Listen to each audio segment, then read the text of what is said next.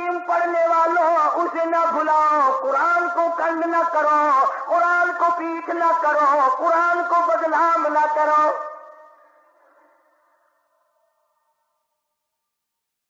اقرار کرتے ہیں، اعتراف کرتے ہیں، ہم نے اقرار کیا، ہم نماز نہیں پڑھتے تھے، پرواہ نہیں کرتے، صبح نہیں اٹھتے تھے، رات کو عشاء کی نماز کے بعد جو بکواس کرنے بیٹھتے تھے، وی سی آر پہ جو بیٹھتے تھے، ٹیلی ویژن پہ جو بیٹھتے تھے، کون صبح کی نماز پڑھے؟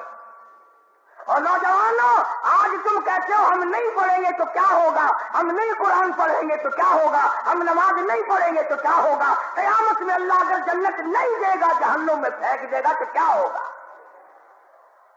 خدا تمہارا محتاج ہے؟ ساری دنیا نماز کو ترک کر دے، ایک بھی مسجد میں نہ آئے، خدا کے دین کا کیا بگڑتا ہے؟ اپنی بربادی کر رہے ہو، اپنی بربادی۔ حدیث پاک میں آتا ہے، ارشاد ہے حضور کریم صلی اللہ علیہ وسلم کا کہ بے نماز کی قیامت کے دن بے نماز کو قبر میں رکھ کر ابھی گھر والے واپس گھر نہیں پہنچتے کہ زمین اس قدر دباتی ہے دونوں طرف سے، کھبی پسلی سجی طرف اور سجی پسلی کھبی طرف نکل جاتی ہے، زمین اس قدر دباتی ہے دور سے۔ آج عورتیں نماز کی پرواہ نہیں کرتی، کئی حج کرنے کے بعد پرواہ نہیں کرتی، لوگ کئی حج کرنے کے بعد نماز کی پرواہ نہیں کرتے، شرم نہیں آتی۔ کہتا قالوا لم نکن من المصلین، ہم نماز نہیں پڑھتے تھے، دوسرا جرم خود بتاتے ہیں، ولم نکن نطعم المسکین، ہم نے کبھی کسی محتاج کو، کسی غریب کو روٹی کا ٹکڑا بھی نہ دیا۔ کچھ گھر ایسے ہوتے ہیں ان کے یہاں سے مسافر کھانا بھی کھا جاتے ہیں، پانی بھی پی جاتے ہیں، لسی بھی پی جاتے ہیں، روٹی بھی کھا جاتے ہیں، پیسہ دھیلا بھی لے جاتے ہیں، اور کچھ بدبخت ایسے گھر ہیں ان کے گھر سے کبھی کسی بیوہ کو، کسی یتیم کو، کسی محتاج اور غریب کو، کسی طالب علم کو کبھی ایک روٹی ملی ہی نہیں۔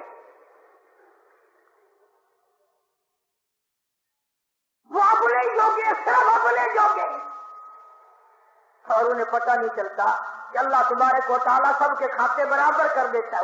وہ اپنی جان میں ہوشیار بنے ہوئے ہیں کہ ہم اللہ کے نام سے کبھی سیر آٹا نہیں دیں گے، نہ دو۔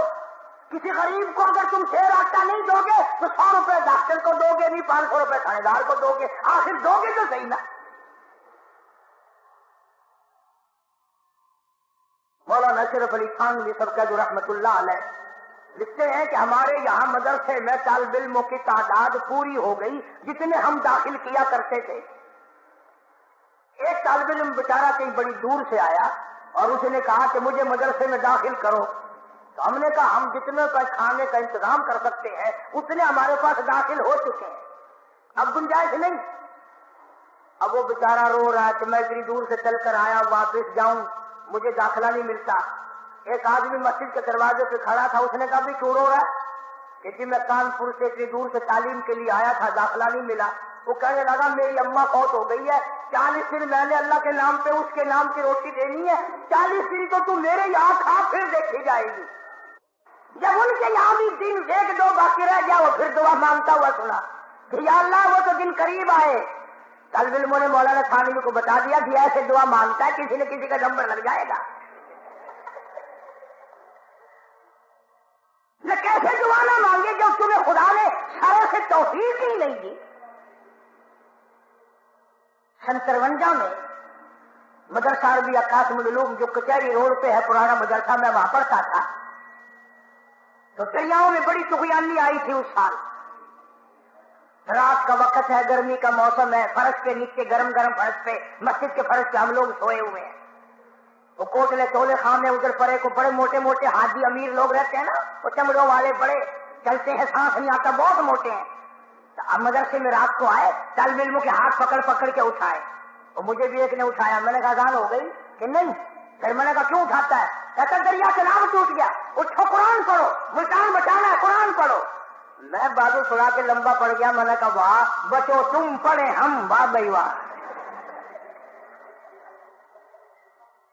تم نے پہلے تو کبھی کسی طالب علم کو میں نے کہا لسی کا گلاس بھی نہیں دیا، آج اٹھانے آ گئے پڑھو قرآن۔ کام کرتا ہے جب تک سر میں ڈنڈا نہ لگے، اللہ کے نام پہ بڑا مشکل ہے دینا۔ اولاد پہ خرچ ہو جائے گا، بیوی بچوں پہ خرچ ہو جائے گا، رشتے داروں پہ خرچ ہو جائے گا، ناک کے لیے خرچ ہو جائے گا، تو جہنمی لوگ اقرار کر رہے ہیں۔ میں مانگتا نہیں کچھ، کبھی تم سوچ رہے ہو کہ آج تو ایسی بات کر رہا ہے مطالبہ کرے گا، نہیں، بلکہ خود اقرار کرتے ہیں دوزخی لوگ، وَلَمْ نَكُ نُطْعِمُ الْمِسْكِينَ، ہم نے کبھی کسی غریب کو، کسی محتاج کو اللہ کے نام پر کچھ دیا کوئی نہیں۔ تیسرا گناہ وَكُنَّا نَخُوضُ مَعَ الْخَائِضِينَ، خود اقرار کرتے ہیں ہم تو دین کی باتوں پر یقین بھی نہیں کرتے تھے، ہمیں قبر پہ یقین نہ تھا، ہمیں حشر پہ یقین نہ تھا، ہمیں عدالت خداوندی پہ یقین نہ تھا، سب پوچھو ہمیں اپنی موت کا بھی یقین نہ تھا۔ وَكُنَّا نُكَذِّبُ بِيَوْمِ الدِّينِ، خود قرآن میں اقرار کرتے ہیں، اور جنتیوں اور تم جنت میں رہنے والوں، ہم نے بھی تمہیں پہچان لیا، کوئی چچا ہے، کوئی بھائی ہے، کوئی بھتیجا ہے، کوئی بھانجا ہے، کوئی رشتہ دار ہے، اور جنتیوں وَكُنَّا نُكَذِّبُ بِيَوْمِ الدِّينِ، سچ پوچھو جو عذاب بھگت رہے ہیں دوزخ والا، کبھی اس پہ بھی یقین نہ آیا۔ ہمارا تو دل کہتا تھا مولوی ایسے بکواس کرتے ہیں، یہ کون سے قبر میں سے واپس آئے ہیں کوئی؟ ہمیں عدالت خداوندی پہ یقین نہ تھا، سچ پوچھو ہمیں اپنی موت کا بھی یقین نہ تھا۔ وَكُنَّا نُكَذِّبُ بِيَوْمِ الدِّينِ، خود قرآن میں اقرار کرتے ہیں، اور جنتیوں اور تم جنت میں رہنے والوں، ہم نے بھی تمہیں پہچان لیا، کوئی چچا ہے، کوئی بھائی ہے، کوئی بھتیجا ہے، کوئی بھانجا ہے، کوئی رشتہ دار ہے، اور جنتیوں وَكُنَّا نُكَذِّبُ بِيَوْمِ الدِّينِ، سچ پوچھو جو عذاب بھگت رہے ہیں دوزخ والا، کبھی اس پہ بھی یقین نہ آیا۔ ہمارا تو دل کہتا تھا مولوی ایسے بکواس کرتے ہیں، یہ کون سے قبر میں سے واپس آئے ہیں کوئی؟ بولتا ہمیں یقین ہی نہیں آتا تھا، نہ قبر پہ یقین تھا، نہ جہنم پہ یقین تھا، نہ اللہ کی عدالت پہ یقین تھا، نہ جنت پہ یقین تھا، ہمیں کچھ تھا ہی نہیں، سارا کچھ ہم نے دنیا ہی میں سمجھا ہوا تھا۔ جنتی کہنے لگے اب کیا حال ہے؟ کہنے لگے حتی اتانا الیقین، اب تو جتنا ہمیں یقین ہے اتنا تمہیں بھی نہیں ہوگا، اب تو بڑا یقین ہے، لیکن اب رونے سے کیا بنتا؟ جب چڑیاں چگ گئی کھیت، اب رونے سے کیا بنے؟ اب اقرار اور یقین سے بنتا کچھ نہیں۔ عرض کرنے کا مقصد یہ کہ جس نماز کو ہم ہلکا کام سمجھتے ہیں، آگے پیچھے کا کام سمجھتے ہیں، وہ اتنا نازک ترین کام ہے، اور حضور کریم صلی اللہ علیہ وسلم نے فرمایا قیامت کے دن بے نماز کو اللہ کی عدالت میں سور کی شکل میں پیش کیا جائے گا، اور یوں آتا ہے کتابوں میں کہ یہ دنیا والا خنزیر بھی وہاں موجود ہوگا، مگر اس کو حکم ہوگا کنتم ترابا، مٹی ہو جاؤ، ادھر مٹی بن رہے ہوں گے، ادھر کہیں گے الہی ہم تو مٹی بن رہے ہیں کہ ہماری شکلوں والے کون کھڑے ہیں، یہ ہماری صورت والے کون آ گئے؟ جواب ملے گا تمہیں تو میں نے خنزیر بنایا تھا، یہ بے نماز ہو کر خنزیر بن گئے۔ میرے محبوب کریم صلی اللہ تعالی علیہ وسلم کے فرمان پہ ان کو یقین نہ آیا، اللہ کی عدالت لگی ہوگی، قیامت کا میدان ہوگا، اللہ پاک فرمائیں گے میرے نور کو سجدہ کرو، اللہ پاک ایک نور چمکائیں گے، ایک تجلی ڈالیں گے، ساری دنیا سجدے میں گر پڑے گی، ساری دنیا اللہ کے نور کو دیکھ کر، تجلیات خداوندی کو دیکھ کر سجدے میں گر پڑے گی، مگر بے نماز بھی جھکنا چاہیں گے، ہم بھی سجدے میں گر پڑیں، آواز آتی ہے فلا يستطيعون خاشعة أبصارهم ترهقهم ذلة وقد كانوا يدعون إلى السجود وهم سالمون. بے نماز بھی چاہیں گے، ہم بھی جھک جائیں. قرآن کہتا ہے ان کی کمر میں لوہا ٹھوک دیا جائے گا، جھکنے نہ پائیں گے. الگ پہچان ہو جائے گی. یہ ہے خداوند کریم کے قانون کے باغی، یہ ہے 5 وقتہ نماز اور اذان کے باغی. کوئی ایک جگہ حکم چھوڑی ہے، جا بجا قرآن کریم بھرا پڑا ہے. پھر اس کو صحیح پڑھنا، پھر اس کے لیے سیکھنا، پھر اس کے لیے کوشش کرنا، وضو صحیح کرنا، نماز کے ارکان کو صحیح ادا کرنا، یہ نہایت ضروری ہے تاکہ نماز کے اندر جان پڑے، نماز کے اندر روح پیدا ہو، نماز کے اندر خشوع خضوع پیدا ہو. ہر چیز کے اندر ایک لذت ہے، ایک مٹھاس ہے، ایک حلاوت ہے، ایک لطف ہے، ایک اس کے اندر کیف ہے، ایک سرور ہے، ایک مزہ ہے. جب تک وہ نہ آئے پھر نماز کائے کی. مجدد الفسانی سرہندی رحمت اللہ علیہ سرتاج الاولیاء ہیں، اولیاء کرام کے سردار ہیں، ولی نہیں ولیوں کے سردار ہیں. مجدد صاحب کی مجلس بیٹھی ہوئی ہے. ایک مرید نے پوچھا حضرت جنت میں بھی نماز ہوگی؟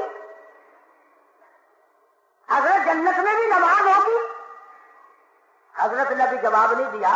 ایک مولانا عبد الواحد صاحب تھے لاہور کے، انہوں نے جواب دیا بھائی جنت میں نماز نہیں، جنت میں نماز کی جگہ ملے گی، نماز کا بدلہ ملے گا، نماز کا انعام ملے گا.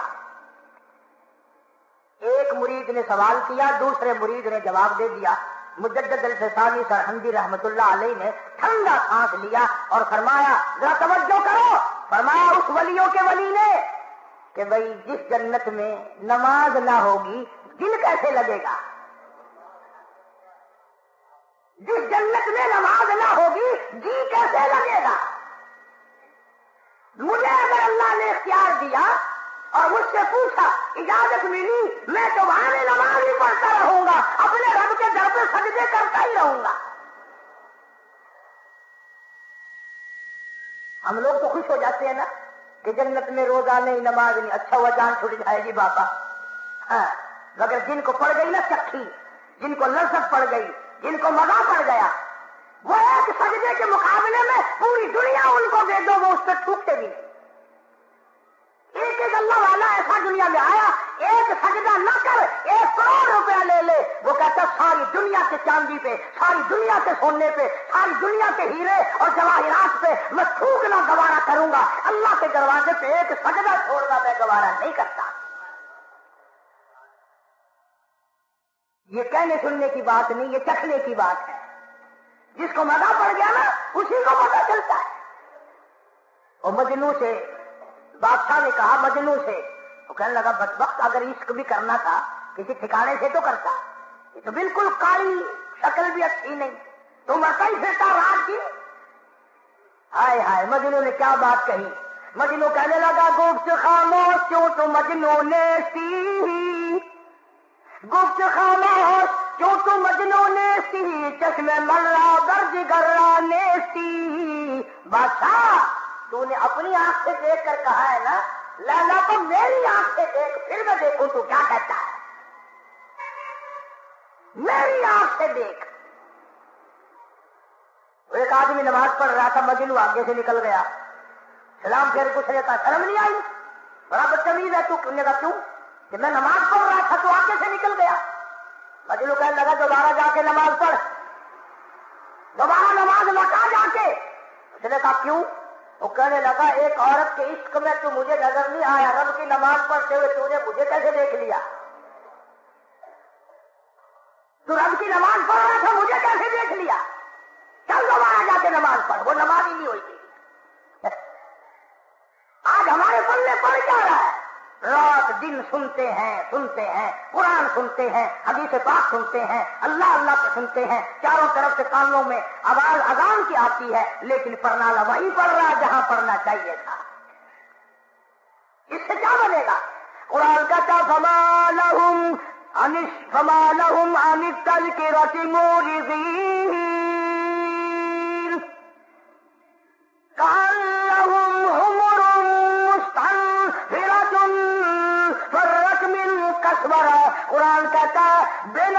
کی جہنم میں چیختے چلاتے جھنجھاڑتے گدھے کی آواز بن جائے گی۔ اللہ کی ذات پر اگر یقین ہو تو پھر یہ ساری باتیں کیوں ہوں؟ مسجدیں ہزاروں بن رہی ہیں، لاکھوں مسجد بن رہی ہے، نمازی ہے نہیں، پرواہ نہیں کرتے لوگ۔ جناب مدنی کریم صلی اللہ تعالی علیہ وسلم کے صحابہ کرام نے اس قدر دین متین کی حفاظت کی، ایک ایک نماز کی اتنی پہراداری کی، اتنی حفاظت کی، اس قدر اس کے لیے قربانیاں دی، بڑی سے بڑی مشکلات میں بھی نماز قضا نہ کی۔ پانی نہیں ہے تو تیمم کر کے بھی پڑھی۔ جنگ ہے، جہاد ہے، لڑائی ہے، قتال ہے، کفار سے مقابلہ ہے، صحابہ کرام اس وقت بھی نماز پڑھ رہے ہیں، اور بلکہ جماعت کی پڑھ رہے ہیں۔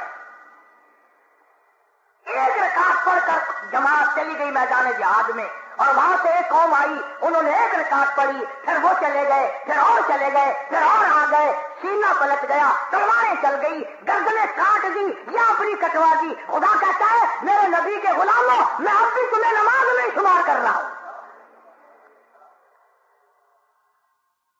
کیسی ان کی نماز تھی، کیسی ان کی اللہ اللہ تھی، کس قدر ان کی نماز میں روح تھی، کس قدر ان کی نماز میں جان تھی، اور وہ نماز اگر رہ جاتی انہیں دنیا ساری بری لگتی، کڑک ہو جاتی تھی دنیا ان کی۔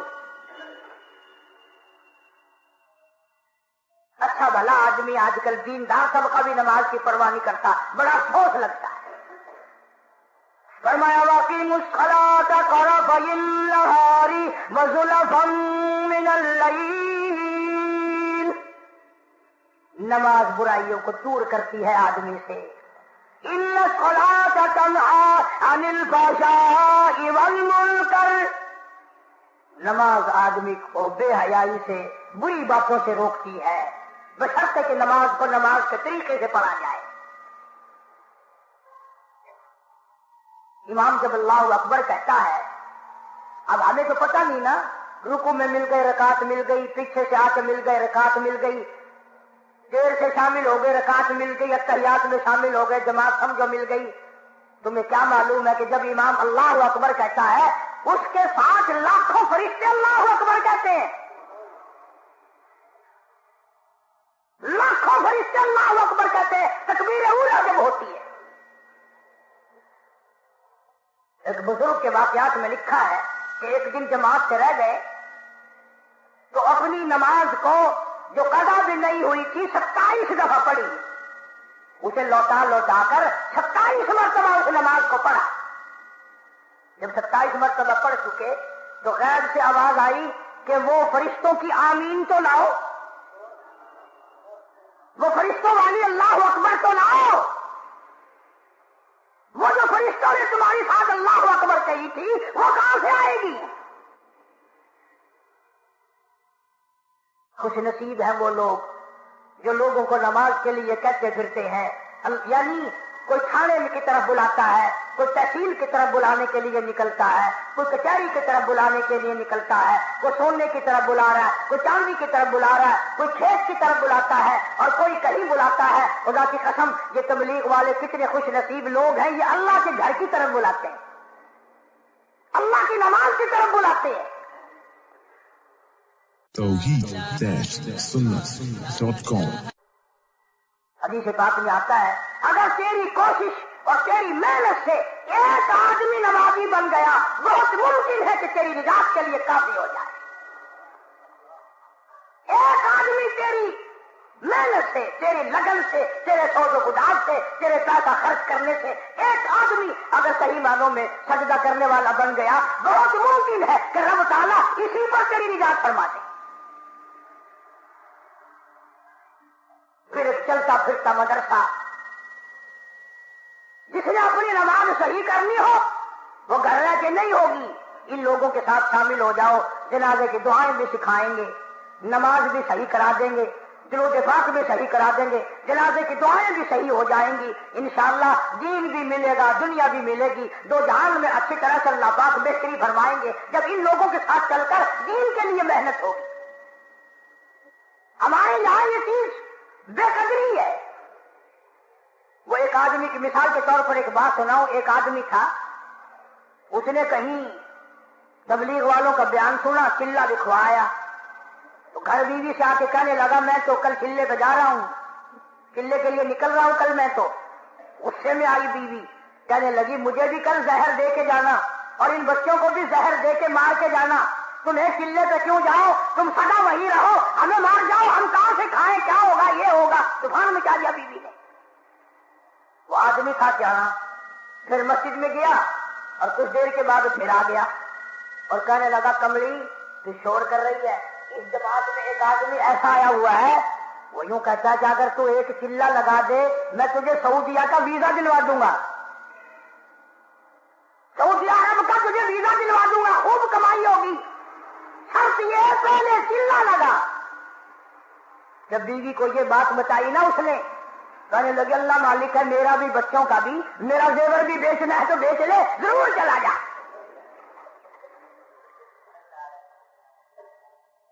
اور پیچھے کا فکر نہ کریو, اسی وقت جا, کل نہیں آج ہی چلا جا, سعودیہ کا ویزا ضرور لے لے. اللہ کے نام پر چلہ لگانا تھا تو زہر مانگ رہی تھی, بچوں کو بھی زہر دلوا رہی تھی, اور جب سعودیہ کے ویزا کی خبر پڑی تڑپ اٹھی, جو کہ میرا زیور بھی بیچ دے اور فکر ہی نہ کریو, میں اللہ کے نام پہ تیرے بچوں کو سنبھالے بیٹھی ہوں. اندازہ لگایا کہاں ہم لوگوں کا دماغ ہے. عورتوں کی بھی سوچ دیکھو, مردوں کی بھی سوچ دیکھو. کسی سے رشتہ مانگو نا, او لڑکا لائق نہیں ہے, کام کا نہیں ہے, اور کسی سے رشتہ کرو, ہمارا لڑکا لیبیا میں ہے, سعودیہ میں ہے, اگلے سال آنے والا ہے. کہا جی بالکل, 10 سال میں آ جائے لڑکی تمہاری ہو گئی, چنا بھی آئے لڑکی تمہاری ہو گئی. پیسے کرتے ہیں, دولت کرتے ہیں, کہاں کماں میں لے کے جائیں گے اس دولت کو. اسی کو مجذوب کہتا ہے کہ سونے چاندی کی چمک بس دیکھنے کی بات ہے, سونے چاندی کی چمک بس دیکھنے کی بات ہے, اور 4 دل کی چاندنی پھر اندھیری رات ہے, اور کماں میں اندھیرا ہی اندھیرا, اندھیرا ہی اندھیرا ہے. نماز کی پابندی کرو, اسے صحیح کرنے کی کوشش کرو. اس کے لیے جماعت یہاں بھی آئی ہوئی ہے, ان کے ساتھ وقت لگاؤ. انشاءاللہ آئندہ جمعے سے رائمنڈ کا اجتماع شروع ہے, سارے حضرات تشریف لے جائیں, اللہ عمل کی توفیق عطا فرمائے. وآخر دعوانا الحمدللہ رب العالمین. اللہم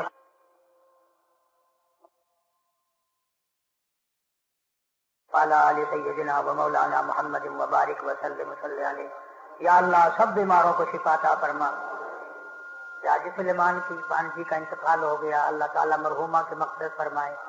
پسماندگان کو صبر جمیل کی توفیق عطا فرما. یا عبد الرحمان کا بھتیجا ہے, چھوٹا منا ہے, بیمار ہے, اللہ پاک شفائے کاملہ عاجلہ مستمر عطا فرما. محمد یاسین کا چاہے اس کی والدہ کی طبیعت ٹھیک ہے, اللہ پاک شفائے کاملہ عطا فرما. یا اللہ سبھی بیماروں کو شفا عطا فرما. محمد یعقوب ہے شہر میں, کیسٹوں کی دکان کرتا ہے, اس کی بھی طبیعت دار صاحب بتا رہے ٹھیک نہیں, اللہ پاک شفائے کاملہ عاجلہ مستمر عطا فرما. یا اللہ سب کے دکھ دردوں کو دور فرما, سب کی پریشانیوں کو دور فرما. حاجی محمد رفیق صاحب کے بچوں کو اللہ صحت کاملہ دے, اور حاجی صاحب کو بھی صحت تندرستی عطا فرما. یا اللہ یہ جتنے بھی مرد عورت جھولی پلائے بیٹھے ہیں سب کی بگڑی بنا دے. یا اللہ اجڑوں کو بسا دے, الہی العالمین بچھڑوں کو ملا دے. محمد عمر صاحب کے دکاندار ہیں شہر کے, وہ بھی اور جتنے بھی ساتھی ہیں, یا اللہ سب کے کاروبار میں روزی رزق میں برکت عطا فرما, فصل میں برکت عطا فرما. مولا کریم کسی کو کسی کا محتاج نہ بنا, اپنے ہی دروازے سے ہم سب فقیروں کی جھولیاں بھر دے. مولا ہم سب کی جان مال عزت آبرو اور ایمان کی حفاظت فرما. یا اللہ سارے پاکستان کی حفاظت فرما. یا اللہ عالم اسلام کی حفاظت فرما. انگلینڈ کے ساتھیوں نے دعاؤں کے لیے لکھا ہے, یا اللہ حاجی داود صاحب, حاجی اسماعیل, حاج محمد یوسف صاحب, جتنے بھی وہاں ساتھی ہیں, بھائی محمد انور صاحب, سب کے کاروبار میں اللہ کا خیر و برکت عطا فرما, اور تمام مشکلوں کو آسان فرما, اور نیک ارادوں میں سب کو کامیاب فرما. جتنی تبلیغی جماعتیں چاروں طرف پوری دنیا میں کام کر رہی ہیں, قدم قدم پہ نصرت فرما, شرف قبولیت عطا فرما. انتہائی طور پر رائمنڈ کے اجتماع کو مولا کامیاب فرما, ہم سب کو فیضیاب ہونے کی توفیق عطا فرما. ربنا تقبل منا انک انت السمیع العلیم.